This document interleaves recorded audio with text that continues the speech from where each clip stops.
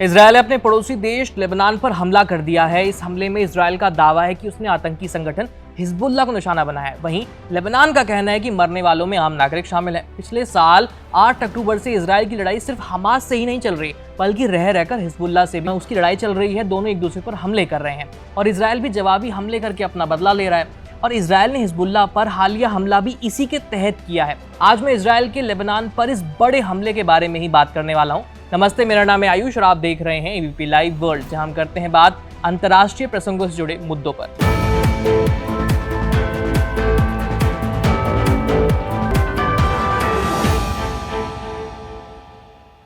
इस समय इजरायल एक साथ कई मोर्चों पर युद्ध लड़ रहा है। गाजा पट्टी में हमास के साथ, लेबनान और सीरिया में हिजबुल्लाह के साथ, और पिछले कुछ समय से तो ईरान भी बड़े हमले की चेतावनी दे रहा है। जहां हमास से लड़ते हुए इजरायल ने गाजा में तबाही मचा रखी है, वहीं हिजबुल्लाह के साथ इजरायल की झड़पें होती रहती हैं। लेकिन जानकारों का कहना है कि इजरायल का हिजबुल्लाह पर यह हमला अब तक का सबसे बड़ा हमला है। लेबनान के स्वास्थ्य मंत्री ने इजरायली हमले के बारे में जानकारी देते हुए मीडिया को बताया कि शनिवार तड़के दक्षिणी लेबनान में इजरायली हमले में कम से कम 10 सीरियाई नागरिक मारे गए। लेबनान का कहना है कि जिस इमारत को इजरायल ने निशाना बनाया उसमें सीरियाई शरणार्थियों का कैंप था। ये हमला नबाती प्रांत में वादी अल कफूर पर हुआ। ये लेबनान पर हुआ अब तक का सबसे घातक हमला है। मंत्रालय ने कहा कि मृतकों में एक महिला और 2 बच्चे भी शामिल हैं, जबकि 5 के घायल होने की खबर है, जिसमें से 2 की हालत गंभीर बताई जा रही है।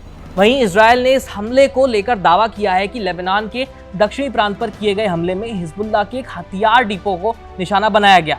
वहीं वादी अल कफूर जहां पर हमला हुआ, उस इलाके में एक बूचड़ खाना चलाने वाले मोहम्मद शोएब ने मीडिया को बताया कि जिस इलाके पर हमला हुआ वो एक औद्योगिक और आवासीय इलाका था, जिसमें ईंट और एल्यूमिनियम की फैक्ट्रियां थी, साथ ही एक डेयरी फार्म भी था। इन सब के बीच अभी तक हिजबुल्लाह ने इजरायल के इस हमले पर कोई भी बयान नहीं दिया है। बता दें कि इस हमले से पहले इजरायल और हिजबुल्लाह ने एक दूसरे पर पिछले महीने भी रॉकेट से हमले किए थे।